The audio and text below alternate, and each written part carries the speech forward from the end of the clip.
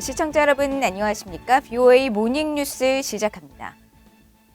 오는 3월에 치러지는 한국의 20대 대통령 선거 결과는 미국 바이든 행정부의 아시아 정책에 상당한 영향을 미칠 것이라고 미국 전문가들이 전망했습니다.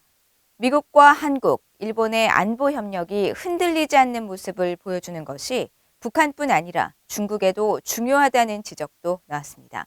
첫 소식 김영교 기자가 보도합니다. 워싱턴의 민간단체인 전략국제문제연구소 CSIS가 27일 아시아 전망 2022를 주제로 연 화상대담에서 빅터차 CSIS 한국 석좌는 오는 3월 한국의 대통령 선거가 바이든 행정부의 아시아 연합외교에 상당한 영향을 미칠 것이라고 전망했습니다.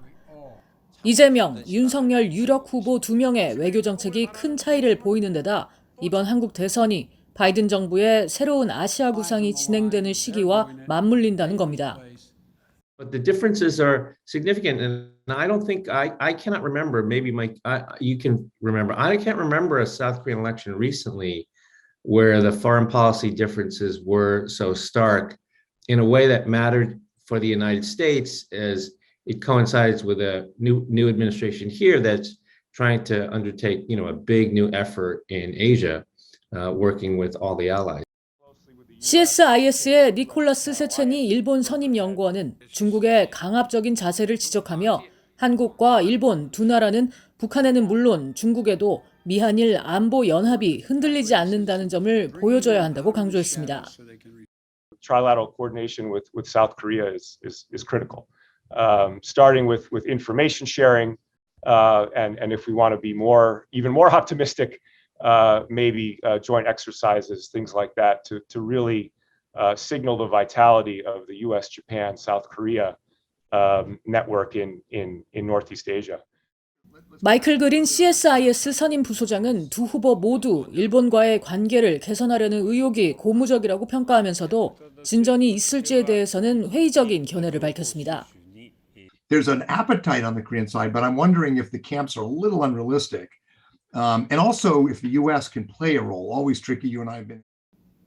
빅터차 석좌는 북한이 한국의 새 정부가 들어서는 올해 도발 수위를 높일 것으로 전망하며 이런 상황이 한편으론 대북 제재와 함께 동맹 강화의 기회가 될 수도 있다고 말했습니다. 제20대 한국 대통령을 뽑는 선거는 오는 3월 9일 치러지며 새 정부는 5월 10일 출범합니다. BOA 뉴스 김현교입니다. 한국의 20대 대통령 선거가 40여일 앞으로 다가온 가운데 국제인권단체인 휴먼 라이츠 워치가 한국의 주요 대선 후보들에게 북한 인권 정책 등과 관련해 공개 질의서를 보냈습니다.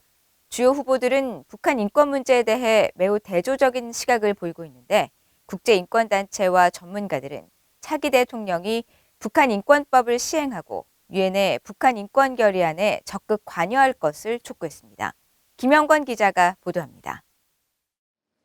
세계 최대 인권단체 가운데 하나로 100여 개국 인권 상황을 감시 옹호하는 휴먼 라이츠 워치가 한국의 주요 대통령 후보들에게 인권 관련 공개 질의서를 보냈습니다. 휴먼 라이츠 워치는 질의서에서 북한 인권과 관련해 후보들에게 두 가지를 질문했습니다. 북한 인권법이 명시한 북한인권재단 설립과 북한인권 국제협력대사 임명을 위한 구체적 단계와 일정, 유엔 인권이사회와 유엔 총회 등에서 북한의 인권 상황을 개선하기 위해 한국이 어떤 역할을 해야 하는지 또 후보 자신들의 대북 인권 정책 설명을 요청한 겁니다. 이 단체는 앞서 지난 13일 발표한 연례 세계 인권 보고서에서 현재 한국 정부가 유엔 북한인권 결의안 공동제안국 참여를 거부했고 북한인권재단 설립과 북한인권 국제협력대사 임명 등 북한인권법을 제대로 시행하지 않았다고 비판했었습니다. Sadly has viewed human rights as something that needs to be traded off in order to discuss reducing security tensions. But that is I think a too narrow perspective. So I think this view that, promoting human rights in North Korea is somehow contrary to the peace agenda is just fundamentally mistaken. 미국의 인권 관련 전직 관리들과 전문가들 역시 문재인 정부의 현 대북 인권 정책에 심각한 우려를 나타내며 차기 한국 대통령은 이런 정책을 바꿔야 한다고 제언하고 있습니다. 로버트 킹 전 국무부 북한인권 특사는 27일 BOA에 집권 더불어민주당의 이재명 후보는 문재인 대통령과 같은 대북 정책 방향을 제1야당인 국민의힘 윤석열 후보는 기존 대북 정책에 더 신중할 것으로 보인다면서 누가 대통령에 당선되든 북한 인권 문제에 적극 관여해 북한 당국을 압박해야 한다고 밝혔습니다. I would hope that whoever is elected president of South Korea will be willing to engage on the human rights issues and press the North Koreans on human rights issues in terms of improving contacts, allowing family members to meet, providing better opportunities for South Koreans to engage with relatives in the North and that kind of thing. 로버타 코엔 전 국무부 인권 담당 부차관보도 차기 한국 대통령은 북한 주민들의 인권과 복지에 대해 연대감을 표하고 유엔 북한 인권 결의안 공동 제안국에 다시 동참해야 한다고 권고했습니다. One, to express solidarity with the human rights and welfare of the North Korean people, go beyond government relations. Implement the North Korean Human Rights Act. That would be a second recommendation. 휴먼 라이츠 워치는 지난 25일자로 한국의 4대 정당 대선 후보들에게 보낸 질의서의 후보별 답변을 오는 3월 9일 대선일에 앞서 다음 달 24일에 공개할 것이라고 밝혔습니다. BA 뉴스 김영권입니다. 미국 국방부는 북한의 잇따른 미사일 발사에 대해 공격으로 규정하고 북한의 도발 중단을 촉구했습니다. 존 커비 미국 국방부 대변인은 27일 정례 브리핑에서 미국이 우크라이나 사태와 중국의 위협에만 집중하고 북한의 거듭된 미사일 발사에는 관심을 두지 않느냐는 질문에 우리는 분명히 북한의 최근 발사들이 불안정을 야기하는 행동임을 주목하고 있다면서 북한이 미사일을 발사할 때마다 우리는 성명을 발표하고 이런 공격을 규탄한다는 것을 분명히 하며 북한 정권이 도발을 중단할 것을 거듭 촉구하고 있다고 밝혔습니다. 커비 대변인은 이어 많은 경우 북한의 미사일 발사는 기존의 유엔 안전보장이사회 결의를 위반하는 것이며 국제사회 전체가 이 결의를 준수해야 한다고 강조했습니다. 최근 북한의 잇따른 미사일 시험 발사와 관련해 미국과 한국, 일본 3국 외교장관들이 다음 달 중순 미국 하와이에서 회담을 개최하기 위해 조율하고 있다고 일본 교토통신이 보도했습니다. 이 통신은 외교 소식통을 인용해 이 같은 회담 추진은 북한이 미국 대화 요구에도 불구하고 탄도미사일 시험 발사를 계속하고 있는 데 따른 것이라면서 일본의 기시다 후미오 총리 내각 출범 후 하야시 요시마사 외무상이 참석하는 첫 3국 외교장관 회의가 될 것이라고 전했습니다. 또 미한일 3국 외교장관 회담 일정은 다음 달 호주에서 열리는 미국과 일본, 호주, 인도의 4자 협의체 쿼드 외교장관 회담 전후가 될 것이라고 보도했습니다. 미국 의회 여당인 민주당이 경제, 안보 등 전 영역에 걸친 중국 견제에 초점을 맞춘 패키지 법안을 발의했습니다. 한국을 비롯한 인도태평양 영내 동맹국 간 양자, 또 다자 협력을 심화하고 동남아시아 국가들에게는 유엔 대북제재 결의 준수를 촉구하도록 하는 내용이 포함됐습니다. 이조은 기자가 보도합니다. 미국 민주당의 낸시 펠로시 하원 의장을 비롯한 하원 민주당 지도부 주도로 중국을 겨냥해 최근 발의된 경쟁 법안입니다. 미국의 경제와 안보 글로벌 리더십을 강화하기 위한 국내외 전범위에 걸친 장기 투자 전략을 담은 패키지 법안으로 특히 한국 등 인도태평양 영내 동맹과 파트너십을 강화하기 위한 양자 다자 협력이 강조됐습니다.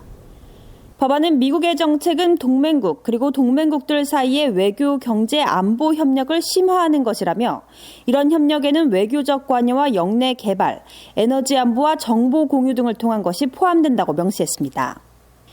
이어 미국의 다자, 양자 조약 의무 준수를 강조하면서 이런 의무에는 일본과 한국, 필리핀, 대만, 호주에 대한 방어가 포함된다고 밝혔습니다.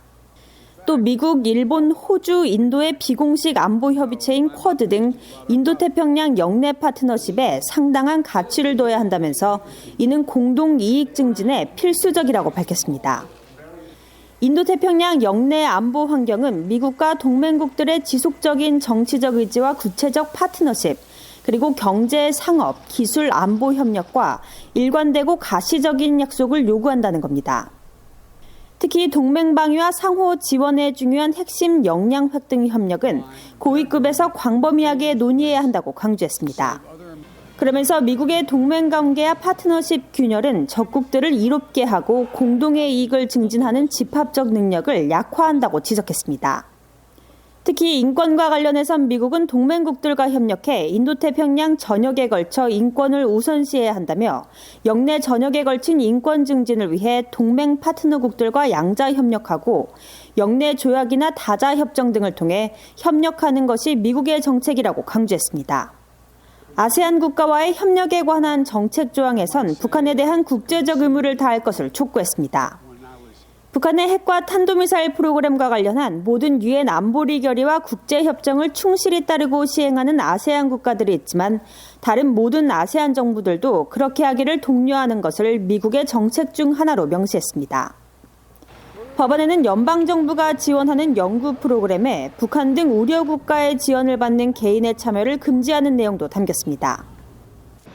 이번 법안에 대해 야당인 공화당 측은 다소 비판적입니다. 공화당 의원들은 이번 법안에 핵심 문제와는 연관 없는 조항들이 대거 포함됐고 중국의 실질적인 책임을 묻는 내용이 빠졌다고 지적했습니다. VA 뉴스 이존입니다. 탈북민 청년들이 주축이 돼 북한을 탈출한 뒤 중국에서 겪는 여성들의 인권 실태를 알리는 연극 공연이 한국 국회 의원회관에서 열렸습니다. 북한 인권단체 나우가 주최하고 한국 제1야당 국민의힘 지성호 의원실이 주관해 28일 진행된 미래 대한민국을 바꾸는 남북 MZ세대 소통할 랩이라는 제목의 이번 행사에서 탈북 청년들로 구성된 극단 더 헤븐은 북한을 탈출해 중국에 머무는 탈북민 여성들의 인신매매와 강제 결혼, 강제 낙태 등 인권 실태를 증언 형식으로 구성한 공연을 펼쳐 관객들로부터 북한 이탈 주민 인권에 대한 관심을 높였습니다. 행사를 주최한 북한 인권단체 나우 측은 남북한의 청년들이 한데 모여 북한 인권의 실태를 파악하고 공감하는 기회를 갖기 위해 행사를 기획했다면서 앞으로도 이 같은 행사를 통해 남북한 청년들이 북한 인권과 통일 문제에 대해 올바른 인식을 갖도록 하겠다고 밝혔습니다. 이상으로 BOA 모닝뉴스를 모두 마칩니다. 시청해주신 여러분 고맙습니다.